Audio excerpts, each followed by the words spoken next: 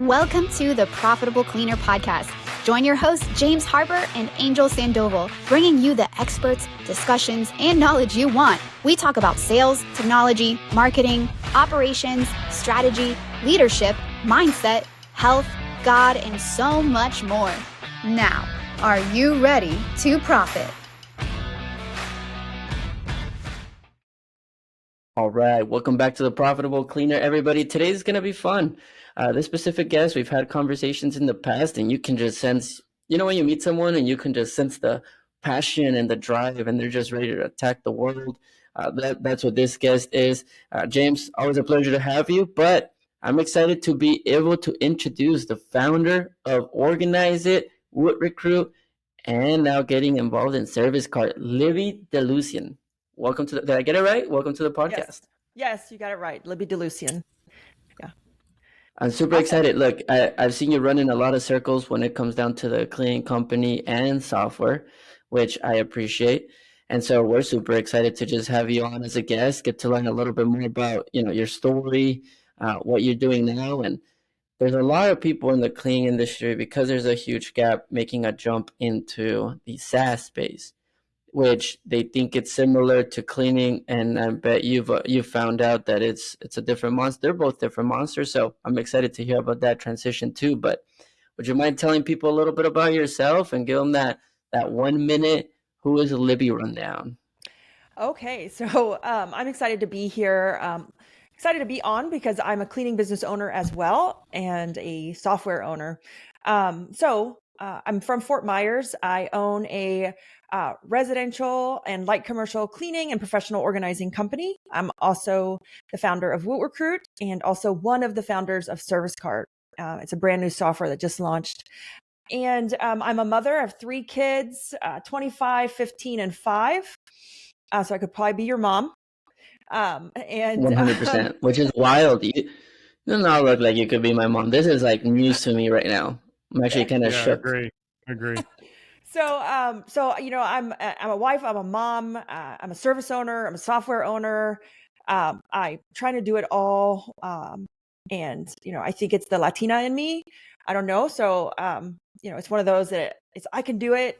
Doesn't matter how much work it takes. The journey's been Latina great. from where, by the way? So I'm half Mexican and half Native American. So I'm crazy. So you better watch out.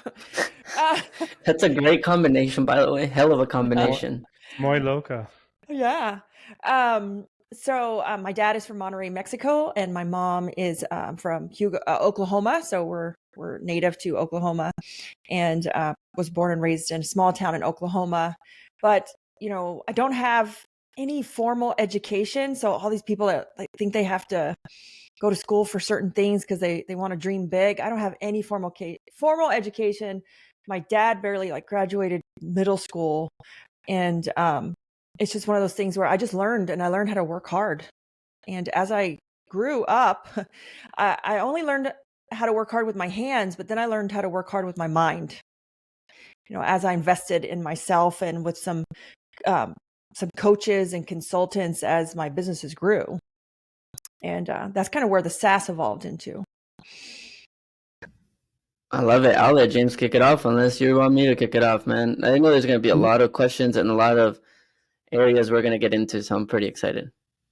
So I actually, I think your background's interesting because I've only heard one other person talk about working with your hands and transitioning to working with your mind. The other person that I've heard phrase it like that was actually Angel, my co-host on this call. And he was actually talking about his culture. Angel's from Mexico. And he was like, hey, a lot of my people, my heritage work with their hands. Right. And I've had to transition myself to work with my mind. And I find that kind of funny. You guys have similar backgrounds, but where did that transition come in for you, Libby, where you're okay, hey, I know how to work with my hands, but I'm going to sharpen a different side of my skill set and start working with my mind. When did that light bulb click, or just talk to us about that moment? So it and the working with my hands came from my dad. Like, he's the hardest working, retired to this day, still working. He's probably literally at my house right now working on something. But, and it came from my dad, and that's what I learned. But then as it came, honestly, my 5-year-old, when I got pregnant with my 5-year-old, I was still scrubbing toilets, like, working every day, doing the organizing. I started the cleaning side because I wanted to make money without working. So I thought that was going to be easy. Of course. And I was trying to get myself out of the field, and I created this process, this system, because hiring was horrible. It sucked. I was like 8 or 9 months pregnant, out cleaning every day, wasting all my time trying to do all these things as far as recruiting, all for it to fail. And I was like, oh my God, it's got to be easier than this. And that's when I started to sit down, and the professional organizing side of me came out, and I started to just create a system. Because I said, I can't keep doing it this way. And I created that system, and that's now what Woot Recruit has turned into, to get myself out of the field. And that's kind of when I started to learn, like, I've always been a little techie, not extremely. So I'm a non-technical founder, kind of. So when I started to create this system, it worked so well. And I was like, wow, like, this works. And from there, it kind of took off. And it was with the help of a colleague who saw the system, saying, oh my gosh, this is amazing. Can you help me incorporate it into my cleaning company? And I did. And that was Paul Fasshauer. And he owns probably one of the largest residential cleaning companies in the United States. He helped me build Woot Recruit. And, but, just getting that insight from another person, because we don't ever think that anything we make is that great.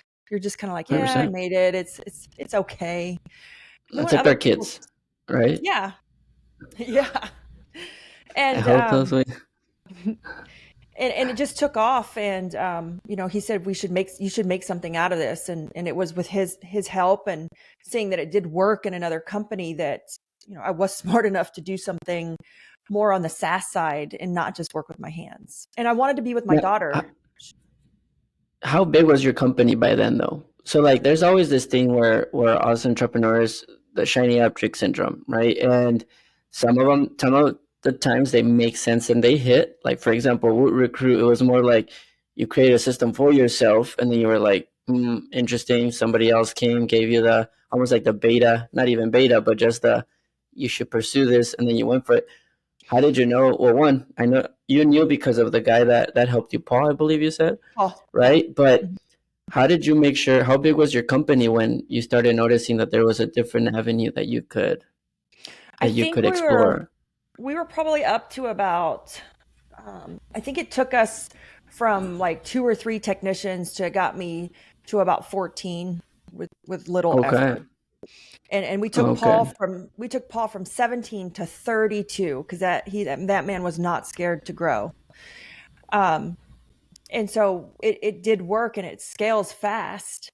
And so it was in that where you're still really involved in the company. Yeah. And you could see it kind of working, but you're not sure. So when someone else tested it and it worked really well for them, you kind of knew. And then being so, in the cleaning community, I asked a couple more. I think we asked 2 more to help us test this, to see if it was a proven process. And we got great results. Yeah. And now, when was this? Because now we're in 2023. When did this thing start? How long has it been? So me and Paul worked on it, literally the week the world shut down because of COVID. And that following September is when I decided I wanted to pursue it as a company. And then we launched that January. So Woot Recruit is barely 3 years old. It will be 3 years. It will be 3 years, January 24.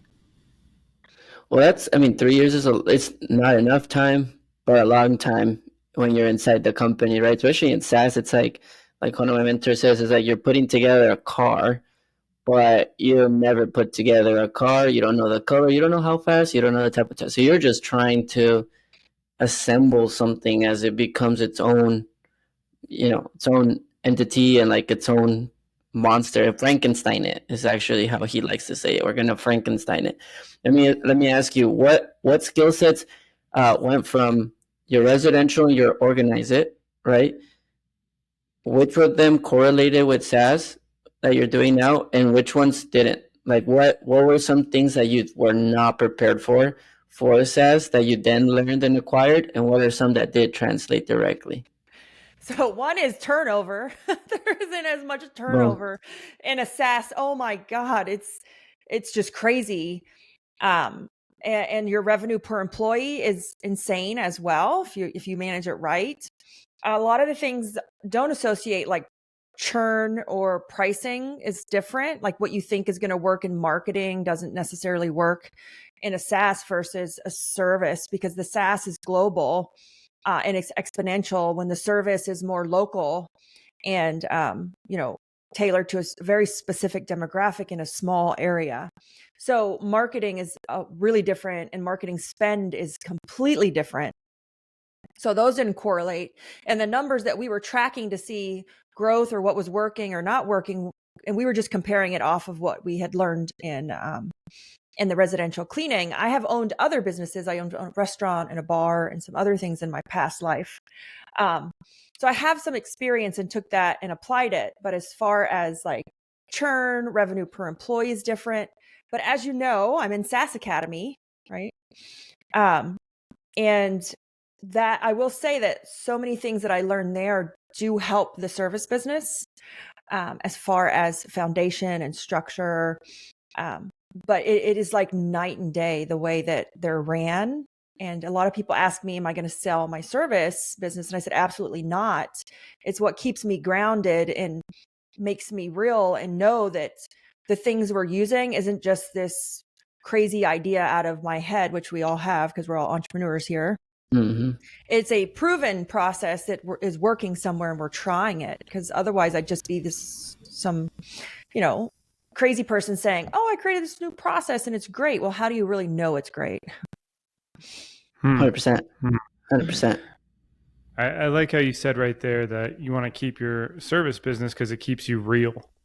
I think that is key right there, especially like in SaaS. I think it's always funny when you hear SaaS founders talk about infiltrating a market and they don't know anything about the market. They just think the idea will hit, or there's a value need there.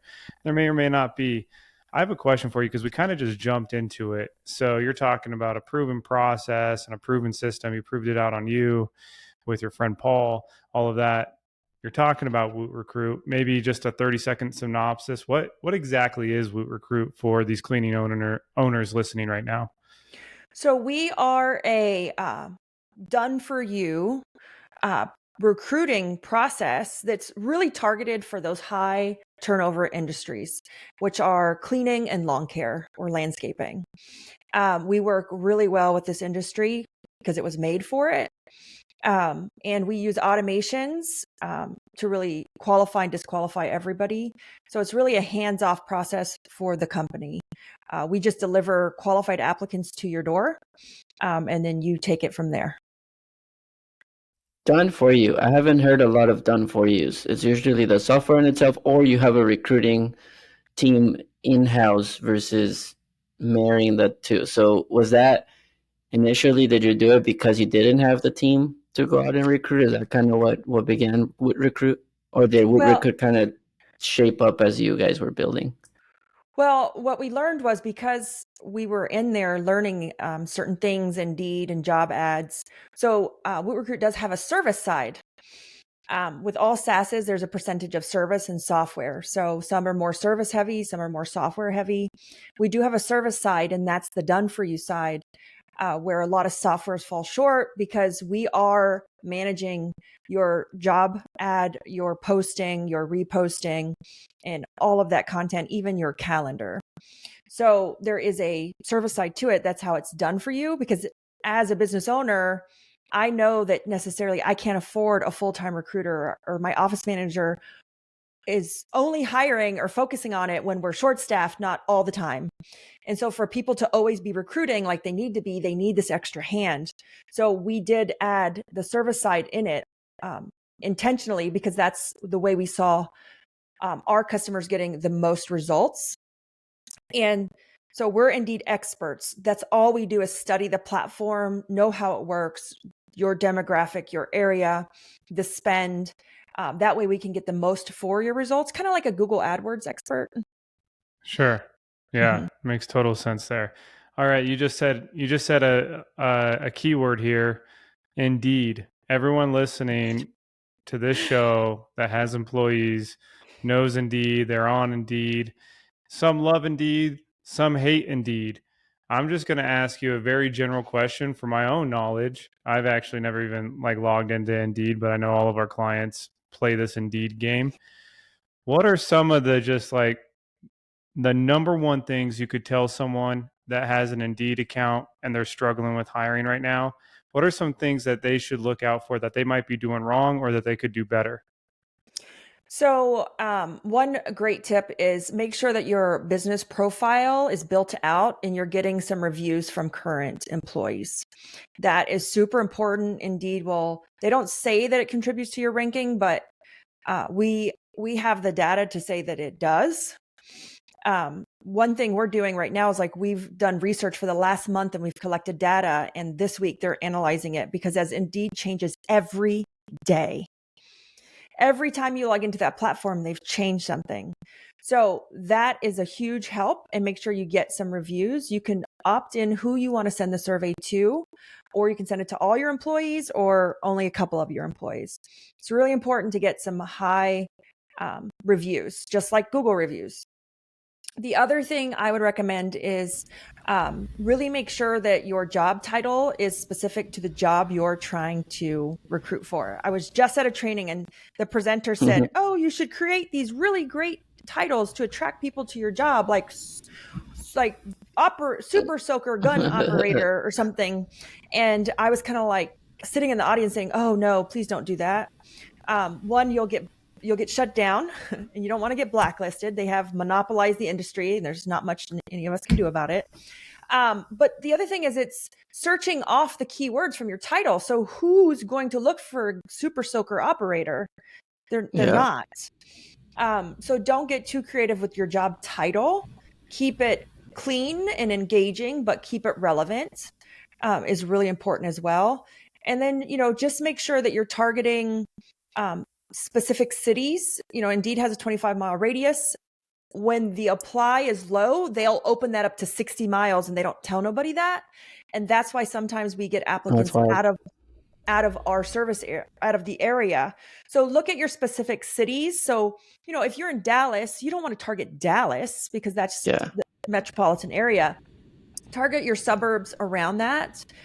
You cannot control the distance really that it's pushing it out if they choose to open it up. And typically when the apply rate is low and there's a lot of jobs posted, they will open that up so that us, the paid users, still get applications or applies, but they don't really care if they're relevant applies because they're not guaranteeing you relevant people applying. They're just telling you people will apply.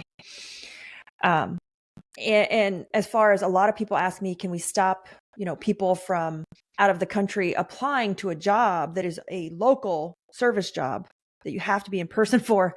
And my answer is no, you can't, because it's a form of discrimination. How do you know they won't come over here and move across the country and work? But people get upset because they say, well, it's wasting my money. But, again, there's nothing we can do on that one. I would just say recruiting is it's like leads. It's like marketing. We know that we close a certain percentage of applications or leads versus stuff we book. So just know that they have to be the number. Makes total sense. So do you guys run everything off Indeed? Is that your main source? Because for example, I know there's ZipRecruiter. I know there's other ones that are terrible. Probably the only one that probably uses ZipRecruiter, because after that it's just what do you get into fucking Monster? I don't know what it's called. So ZipRecruiter, I know that's Indeed's number one competitor. So do you guys not use that, or do you have a multi-platform approach but heavily in Indeed? No. So what we are not an ATS. So an ATS is something where you submit it and pushes to all the job boards. We specifically manually do this because with an ATS, you can't manipulate so much of the stuff. The other thing you have to watch with an ATS, like we have a current customer who used an ATS and her job is still floating around job boards that say $10 an hour. And she can't get it off because this software pushed it out everywhere. So, ATS, it has its pros and its cons. We manually post, and Indeed is our primary platform. We used to use Facebook, but Facebook removed the job boards. That's no longer a possibility. We do some Facebook ads for recruiting, but they don't really get you a lot of applies. They're more for branding. So we just primarily focus on Indeed. Now you can use the Woot Recruit technology and software on any platform. Like I've used it on Craigslist, on other sites, but where 80% of the people are applying are on Indeed. So that's where we focus our time because it's the 80-20 rule. Why worry about the other 20% if they're not producing results? Yeah, no, 100%. No, because there's probably going to be a lot of people here that are trying Facebook, that are trying ZipRecruiter, that just weren't able to crack the Indeed code back in the day, if that makes sense. And so they've almost like made sure that they didn't go back to Indeed. But based on what you're saying and based on what we've heard, it sounds like Indeed is the platform. But you got to figure it out. You got to master the platform. Yeah. Okay. You do. And the other thing I really want to encourage people is I don't want you to be dependent on any. And this is my love of having a service, right? Like Google AdWords, the cost per conversion has like shot up. Like it's stupid.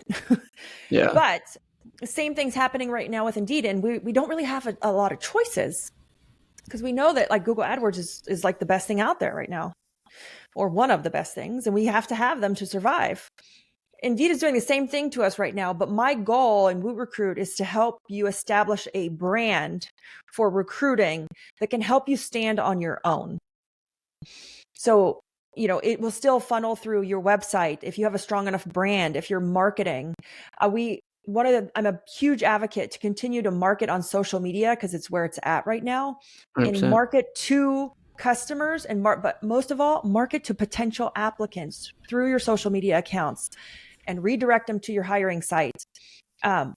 We've done this and Organize It, my cleaning company, where we can stand on our own through our local brand and we're not reliant on Indeed. All right, hang with me for the next minute and a half. We got a quick break here in the Profitable Cleaner because we're officially official. It's like I like to say it. Why? Because I get to take this break and introduce our sponsors. First sponsors is USource. So go to usource.com. That's usource.com. This is a business management platform for facility services companies. No more chaos, unnecessary admin work, or just having to consolidate information. This is about you not being the source of information anymore and having a platform that can give you accessibility, visibility, and control over your operation. So see more, do more, whether you're 1 employee or 3,000 employees, this is the platform for you. So check out our sponsor, usource.com. Our second sponsor, dayporter.com. They will help you with all your outbound, LinkedIn, email, call, and they're going to do it with a team from Latin America. So make sure that you reach out to them, dayporter.com. They can help you hire your next superstar and give you the strategies to go book the walkthroughs that you're looking for. The third one is going to be Melgar Consulting. That's alexmelgar.com. If you're hovering around the $5 million range and you're in the facility services industry, want to hit those 20, want to keep bumping your head and really want to scale, he is going to be able to consult and help you have the right foundation, the right structure, and the right strategies, and the right advisory and consulting to get you past those 5 to 20 million. So go to alexmelgar.com. And last but not least, our fourth sponsor, cleaningprofits.com. That is our annual event for facility services, CEO, executive teams, leadership teams. Bring them out. This is all about transformation. It's all about training. It's all about community. And it's held once a year, this year, September 12th to the 14th. So thank you once again to all of our sponsors. And let's continue on to the show. But that takes a lot of work. Takes a ton of work. And I think that's really well said. And you just never know where you're going to find an applicant. Like we're running some Facebook ads for a client right now. And we were getting quotes through Facebook ads, but we were also getting these applicants. And it was like, okay, one, we needed to hone in our messaging and our targeting a little bit better. But ironically enough, one of those applicants is actually a good applicant, and it came through a Facebook ad that came through a quote form through the website. And I believe we're actually going to really highly consider hiring that person. So you just never know. Last follow-up question on Indeed, because I know we could go down that rabbit hole, but would you say that it's important if someone has a live Indeed campaign right now to be managing that on a daily basis, weekly basis? I know just from the challenges I've heard, like people like try to set it and forget it. And the next thing you know, they're like, holy cow, I've spent $2,800 and I have all these horrible applicants. So like, how often are you like tweaking and managing that, Libby? Good question. It's a great question. It's funny that you said that. I just did a coaching call with a CBF member on this exact topic. She said it and forgot it and spent $2,800. The exact number, $2,800. That is wild. That was wild. That is funny. So I do recommend that you're in it at least 2 or 3 times a week. There's a lot of reasons why. Indeed changes stuff constantly, and they never change it system wide. They roll out their changes in phases, and we haven't figured it out yet, but sometimes it's by region, sometimes it's by spend. So they roll it out in phases, and you don't know when they've changed stuff. So we've seen it where, they've changed your ad spend from a monthly budget to a daily budget. Like we've seen people get, red flagged for stuff, but if you're not looking at it, your account is down. So you have to make sure that you're in there monitoring it. That's why, to me, it's so important that you have somebody on your side, whether it's someone on your team or you outsource it to a company like Recruit that is monitoring it on a daily basis, or not daily, but 2 or 3 times a week, to make sure that you're not overspending. They didn't go change it on them. I mean, I've heard 5 people in the last month say that Indeed changed their ad spend without notifying them and drove it up to thousands of dollars. Now, I don't know if it's true. I don't know if it was user error, but they're changing, because also you may think your defaults are set, but when you go to post a job, they can change your default settings. And that's where most of the mistakes happen. It's like, I always have monthly set as my default. Well, they've changed the default. So just to make sure you're spending. The other reason why you should be in there on at least 2 or 3 times a week basis is if you're getting applicants and you're not answering them within 24 hours, you're wasting your money. Just shut it off. If you cannot keep up with it, or you can't commit to doing it, you're wasting your money, because it's so competitive. People are going to hire them right out from underneath you by the time you even get back to them. What's that? There you go. You get the clapping sound effect. We got to clap right there, because you just hit a huge pain point on the head. Can't tell you how many times we've seen campaigns like, oh yeah, that applicant applied 2 weeks ago. It's like, well, now that applicant is no longer a qualified lead. So say it for the people in the back. It's like some people are like, oh, there's not a lot of people. People don't want to work anymore. Nah, you just don't have the systems in place. You don't have the brand that somebody wants to work for. Like, people are looking for work for sure. They're just looking to work for the right company. I love this topic, and I could go off on it all day long. That nobody wants to work anymore. I highly argue this. Is it that they don't want to work, or they don't want to work for you? Because when I was 20 years old, my options to go get a job were to go and get a job, literally go physically and get a job, or go to college, right? Now, if you're 20, 25, even look how old I am. I could be your mom, remember? My options. What is that, like 29? Yeah, I'm 29. There you go, just making sure. Our options are exponential. Mm-hmm. Right? I have a 25-year-old. He makes like $6,000 a month, and he doesn't even have a real job. Okay, how do I interview him? What if not a real job? I want to know what that job is. So he just has a whole bunch of side hustles. He works from home. Like, oh yeah. He's like, he told me last night, Mom, I don't even think I need my car. He's like, I don't ever drive it no more. It's not wrong about that. No, It's but the gig economy. It is, but what I want to really encourage everyone to think about is that, do they not want to work, or do they not want to work for you? Is your offer weak? Is your pay weak? Is your brand lacking? Are you offering an old job, like a pre-COVID job, and we're living in a post-COVID world?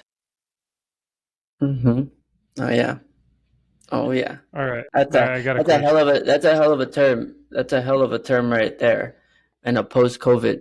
Yeah, I also think that there's a difference between job versus career versus opportunity. I think people are looking for opportunity. I don't care what they say. Like, a lot of people are like, well, but he's a dad of four and he just wants a second job. No one ever just wants a second job. No one ever wants a third job. They need it. They need it. The difference. But the question is, if they're gonna get that second job and it's gonna be you, like, what can that turn into? And I just don't think there's a lot of, you got like executives and leaders, like, once they become an employee, then they want to put resources into developing, which I believe your goal told us only about 5% of companies actually develop employees, something wild like that. I don't have the stat in front of me, but I guarantee you, if I go to the landing pages of people hiring, like, I wouldn't understand their core values. I wouldn't know anything. Some people don't even have pictures of their team, which to me just, I'm not saying build it on a personal brand, but damn, like, who am I working for? Like, Jesus. Someone Yeah, don't even know, like, real companies sometimes. totally. Yeah. Totally. Libby, I have to ask you a question on this topic, because this was a question I was going to ask you regardless, but I feel like it's fitting right now. So you have some content out there, and you talk about the 5 pillars of culture. Does this kind of play into that scenario right now? And I'm just curious, because you have like a master class on these pillars of culture. What are some of those pillars, and does it play into like your recruiting at all? It is 100% contributes to your recruiting and your retention of employees, right? It's having your values, right? And people always want to say, oh God, she's talking about core values again. Every book we read about talks about core values. Like, they're important and they need to be you. And I find that when we first start, we copy them from somebody else, or they change and they evolve. Another one is your core competencies. You really want to distinguish yourself. What is your competitor sitting in their office saying about how organized it does it? My God, I wish we could do it like that. How are they doing that? What are they sitting there saying about you? Because that's what makes you different. That's why people want to come work for you. That's why people stay here. And to be a successful business, you have to have 2 of these core competencies to even be successful. And it's the ability to attract and retain great talent, and the ability to deliver a wow customer experience. Right. And then the other 2 or 3 will be individualized to you and what you do. But you can just say, oh, we clean great. Yeah, no, that's not a core competence. Like, no, we all say that. And I can guarantee you, the lady from around the corner. So in my lawn care world, with my lawn care friends, they called their competitor, Chuck in a truck. It was just Truck in a truck. Yeah. yeah. So I Yeah. said, because I'm in a mastermind with some lawn care guys. And so I said, I need the word for cleaning. And it's Betty with a bucket. Betty with a bucket. Betty with a That's bucket. brand new. Yeah. Brand new So I here, said, man. You heard it. So I said, okay, well, Betty with a bucket, I can guarantee cleans better than us. We're a cleaning company. Like, we Totally. have standards and policies, and we don't clean certain things. And, no, we don't clean the best. And no, we're not going to get on our hands and knees and clean your tile with a toothbrush. So no, you can't say that's a core competency. You have to figure these things out, because people want to be a part of something bigger than themselves, and they want to be a part of something different. So, and then there's the mission pillar. What is your actual mission? In that masterclass, I talk about the index card test. Like, if I gave all my employees an index card, could they write our core values on it? That's a good one. And the next one is the same thing, but could they write the mission of the company? Hmm. And if they can't, your employees are probably working against you, and they don't even know it. They're not even doing it on purpose. Damn, that's a good one right there. Okay. Okay, I quit. If you don't have your no, if they don't know your core values and your mission, they're probably working against you instead of with you. And they Instead of don't with, even that know makes it. sense though. They don't know it. They're not doing it with like with intention. It's just that if they don't believe in the core values and the mission that you're in, they're probably pulling. That's like two horses pulling one carriage, but one is kind of walking sideways, and we'll get there. But we're moving pretty slow. That's pretty good. Yeah. I have a I, question. We're gonna go for it, James. Go for it. no, I was just going to make a comment. I think it's you said we hear about core values in every book and every piece of content, and you hear about core values and like mission for a reason. The cool thing about our job here is we get to learn from people like you, Libby. We're just actually selfish people. Like we just get to learn from you on this show. Like, and then people get to listen to it. I'm like writing down like, what is our mission? We got our core values on lock, but it does that align with the mission. So thank you. I think anyone listening to you right now should write that down and really ask themselves like, what are core And values? their employees too. Yeah, I exactly. bet you their Yeah, employees won't know. yeah, You know, exactly. I was struggling. I had a good mentor. I was struggling for a little bit. And because owning multiple companies, sometimes it's hard. I'm not going to lie. It's a lot of time. It's a lot of work. And Different missions too, no? Per company, different yeah, missions and different core values, right? yeah, different missions. Some of them overlap a little bit because I am the founder, but they Of are course. different. But I was struggling a little bit with Organize It. And, we had to sit down and rework, like, why did I start this? And why do we continue to do it? The why. And ultimately, I started my cleaning and organizing company because I was going through a horrible divorce and I needed the freedom and flexibility to be the mom I could be and my job not be used against me. So I could drop off my kids, so I could pick them up every day. I could have the weekends off, and I could control my schedule. And so, he really kind of put me in my place, and we needed to get back to that root of it and that why. And we've redone a lot of stuff. We've redone our whole office out there. We have our mission everywhere, core values, and you can have them on the wall. So it needs to be more so now like we do a communication cadence and I say the core values in a paragraph every time. Just like, that's all I talk about. Every time we recognize an employee, it's like the hashtag core value that goes along with it. And just incorporating that into every piece of communication you do. That's awesome. That's awesome. So That's an action item. I know I'm like taking notes over here. I like the idea. I've always wanted to like read and reread, read and reread, like get grounded on your core values and your mission. Somebody also said, which was really cool. What was it? You lead them with your core values, but you coach them with theirs whenever you talk to your employees. That was a hell of a line, because sometimes even though this is a company's core values, they have their own that they fall within, and that's how you coach them. So I know we're coming into time here, so I want to respect your time. Well, I have that was two fast. questions. Right? And so I looked up. I thought it's been like 20 minutes, and then I looked up, and it's like, you're on minute 36. And I'm like, I'm sorry? So that means I've been learning a lot. So I have two questions, but one, how do I word this one? Wife, mom of three, you said? Mm-hmm. Yes. Right? Self, you're still self. Business owner or founder, or SaaS founder, and business owner.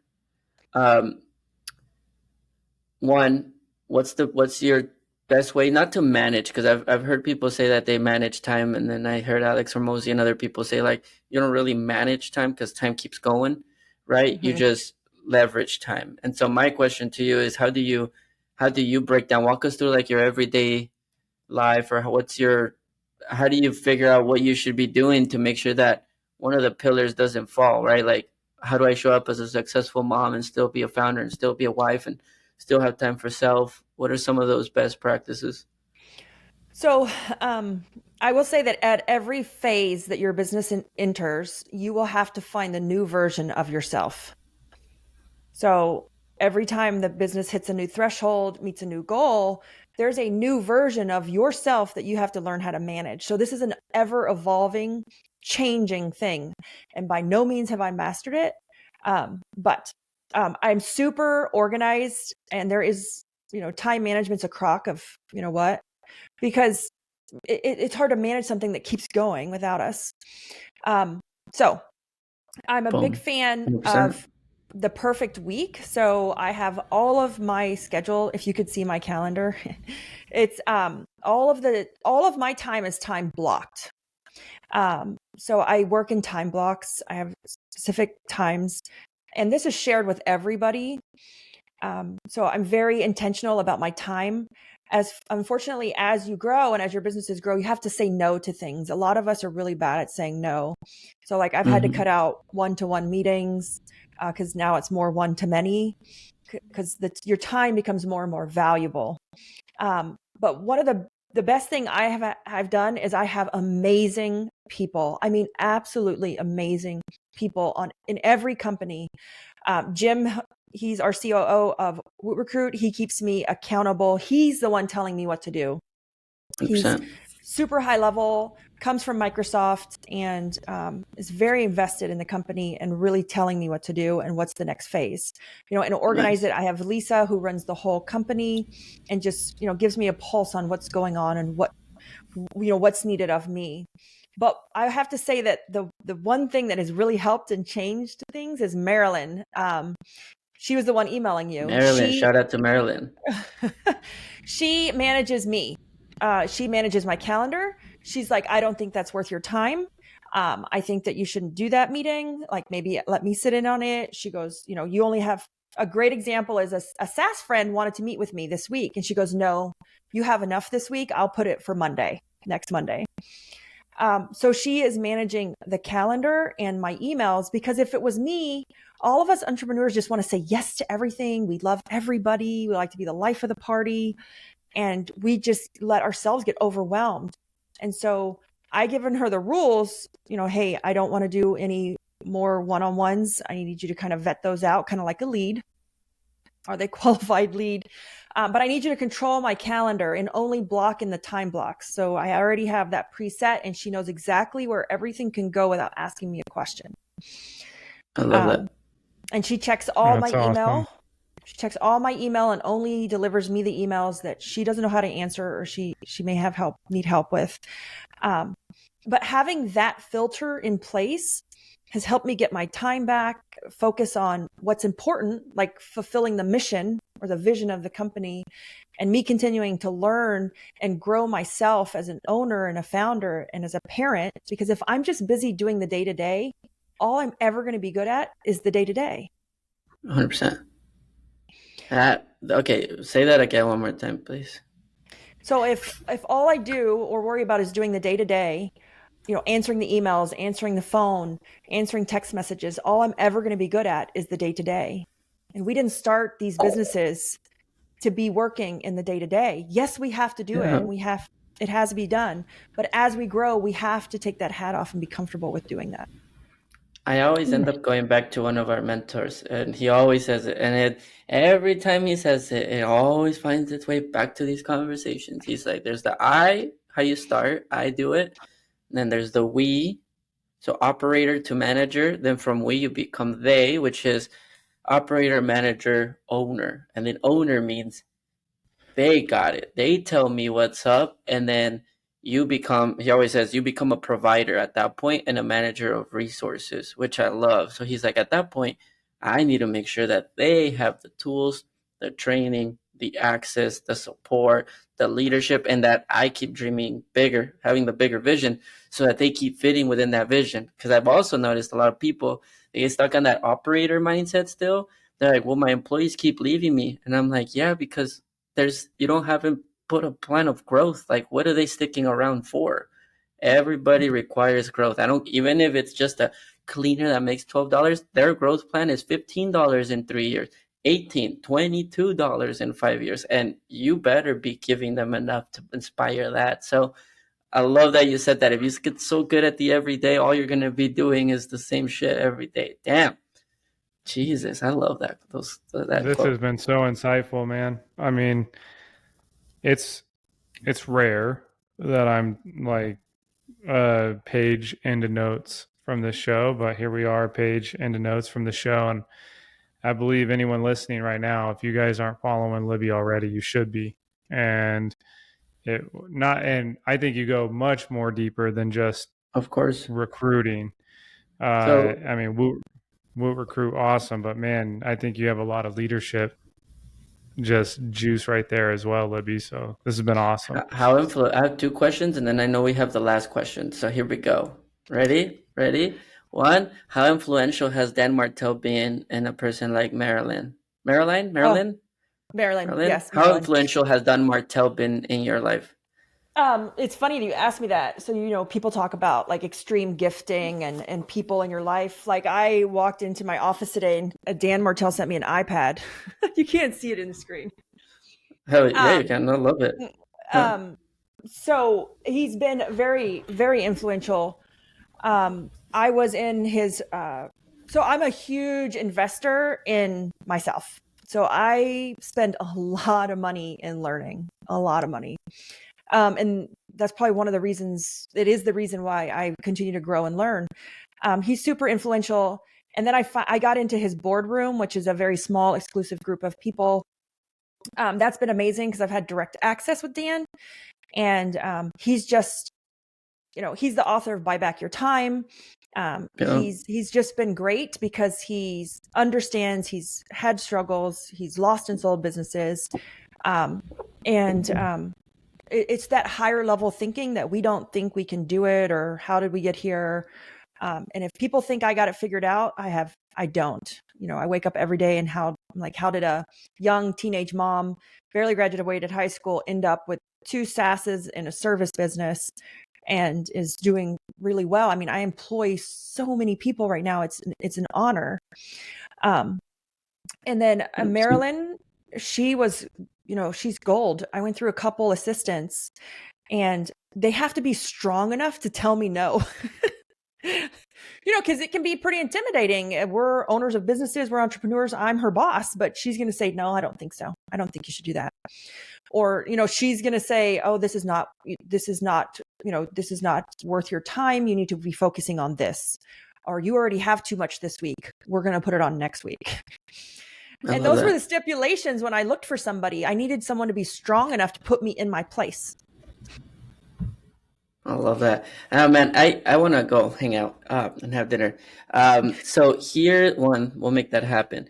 2, here's the, oh man, what was my second question? Oh, such a good question too. How influential was, oh yeah. So we have a good group of listeners, the Profitable Cleaner.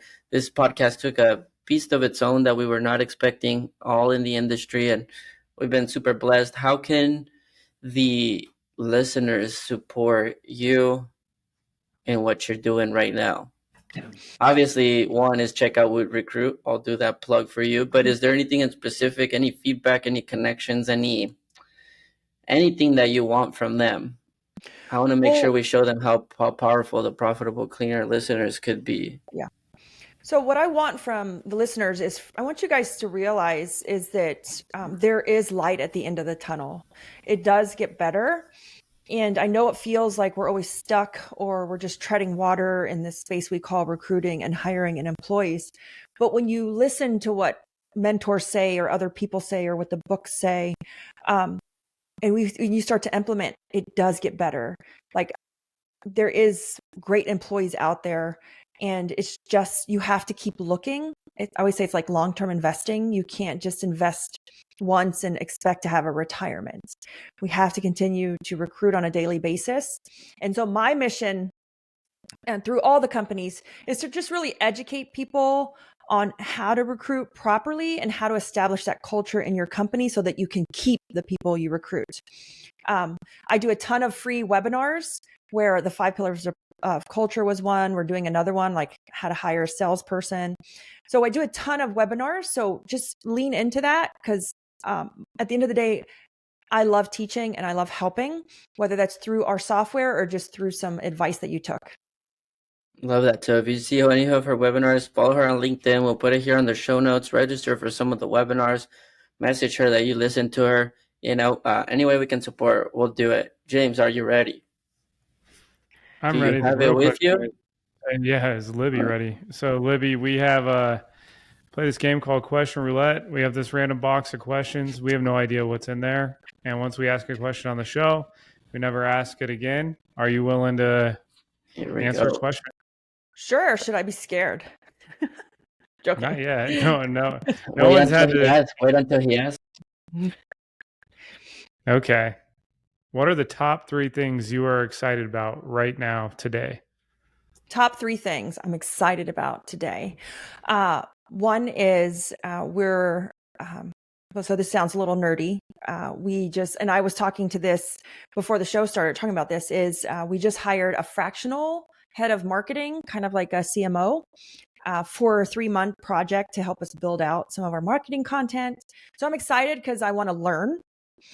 The other thing I'm excited about is honestly, where I'm at in my life right now, I couldn't be happier. Me and my husband started these, we call them date mornings. We couldn't ever keep Let's date go. night. I love that. We couldn't ever keep date nights because it was business and work and employee stuff. And we felt inconsistent. So we started date mornings, and now we do them almost every day. Before phones start ringing, before kids are screaming, we just go out and we walk, and it's great. And we talk, and we use our imaginations, and we brainstorm, and the visionary side comes out. So I would say that is exciting for me because it's going great and I love it. I want to keep it up, and I look forward to it every day. And then the last thing that I'm excited for right now, and this may sound funny and it's not really business related, is I just bought a piece of property back in my hometown in Oklahoma yesterday. That sounds like the best feeling ever. Oh yeah, you should be excited about that. So it will be my 3rd home. But I'm just excited because it will help out my parents. I'm just, as we get older, we feel like we want to reconnect with where we came from. 100%. Yeah. And having the ability to do that now in my life is important. That's awesome. Well, I love the date. I would be excited for all those 3 things. So, it's been a pleasure to interview you. I think it's been coming, if that makes sense. So, I know we were supposed to connect a while back. I know a few people have done their part. So, shout out to Jody for making the introduction. Gotta make sure she's listening. Gotta make that shout out. But Libby, thank you so much for being here. We'll put all your links, Recruit, Service Card. We'll put all of them down here on the show notes. Connect with her. Thank you so much once again, and I'm confident that we'll find a way to work together in the coming future. Awesome. Thank you guys. Thank you for having me.